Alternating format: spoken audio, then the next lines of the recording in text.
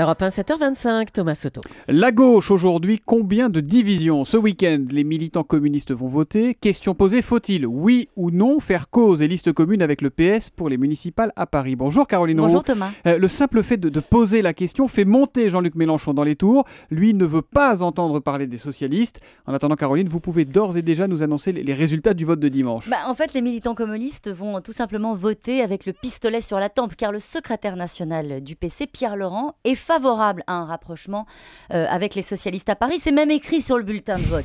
Alors, comme me le dit un socialiste attentif au sort des camarades, si le PC est encore le PC, le score sera carré et sans ambiguïté. Alors, naturellement, pour les amis de Jean-Luc Mélenchon, le patron des communistes a cédé à l'appel des postes à pourvoir. Il veut assurer ses arrières et garantir son siège de sénateur à Paris. Et l'un des cadres du parti de gauche raconte son malaise lorsqu'hier, dans la rue avec les lycéens, il a entendu une élue communiste de Paris crier valse démission alors qu'elle va devoir faire campagne pour Anne Hidalgo. Position ambiguë des communistes qui bloquent les textes du PS au Sénat, mais qui acceptent la main tendue des socialistes pour sauver leurs 9000 élus locaux. C'est quand même inédit, la consigne de vote écrite directement sur le bulletin, c'est quand même fort. La position du PC n'est pas simple, hein. Il faut autant dire que celle de Jean-Luc Mélenchon l'est pas non plus.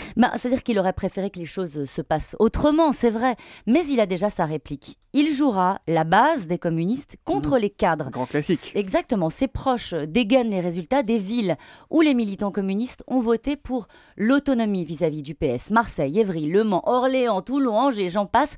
La colère de la gauche est telle que Jean-Luc Mélenchon pense pouvoir fédérer avec lui des communistes qui font de l'urticaire quand on leur dit PS. D'ailleurs, de retour d'une tournée en Lozère, il raconte les communistes en rang serré qui viennent lui toucher la main. Carrément. Pour lui, ceux-là sont acquis à sa cause, quel que soit d'ailleurs le vote parisien. Bon, ça veut dire que Mélenchon croit toujours au front de gauche, mais pourquoi faire, Caroline? Alors, il veut créer une majorité alternative aux socialistes avec les Verts, le NPA, ce qu'il reste du Parti communiste. Il veut arriver devant le PS aux européennes, voilà son programme.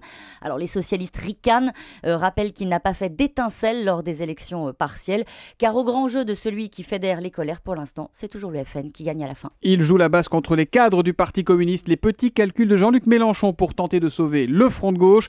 Ils nous sont racontés ce matin par Caroline Roux. L'info politique revient lundi à 7h25 sur Europe 1. À lundi. Europe 1, 7h28.